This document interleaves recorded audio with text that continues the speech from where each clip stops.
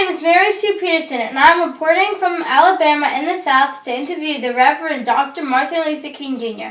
Welcome, Dr. King. When were you born? Thank you for having me, Mary Sue. I was born on January 15th, 1929 in Atlanta, Georgia. And where did you grow up? I grew up in Atlanta and then moved to Montgomery when I was 20. Dr. King, growing up, what upset you dad more than anything else? My dad was upset by not being treated fairly and being called the word boy. That was an insult to African Americans.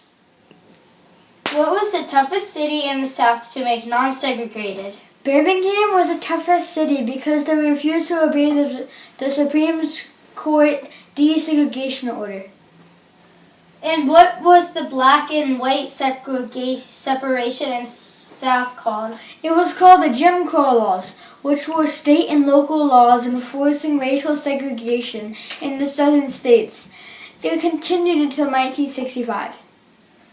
Were any groups of people that hated African American people? Yes, the KKK hated all 9 white people. They were an extremist white supremacy group that terrorized and killed African Americans. Let's talk about the famous bus boycott in Montgomery, Alabama.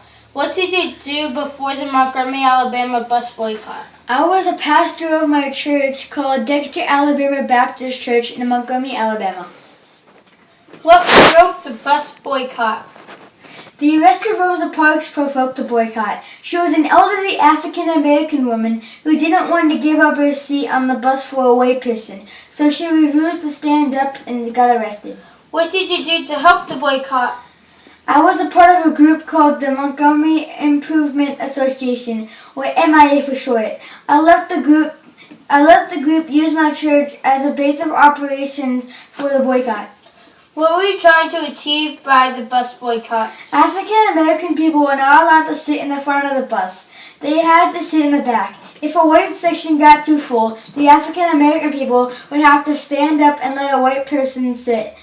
I was trying to achieve equality between African American people and white people.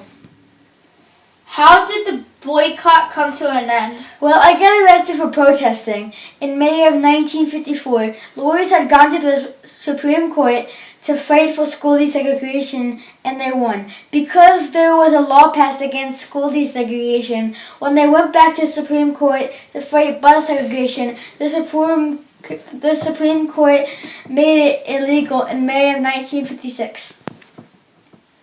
What is something terrible that happened to you? After the boycotts, my house was bombed by some angry white people. Nobody got hurt though. What was one of your mottos in life? One of my mottos is, darkness cannot drive out darkness, only light can do that. Hate cannot drive out hate, only love can do that. This means that if you hate someone who hates you, that is only adding more hate.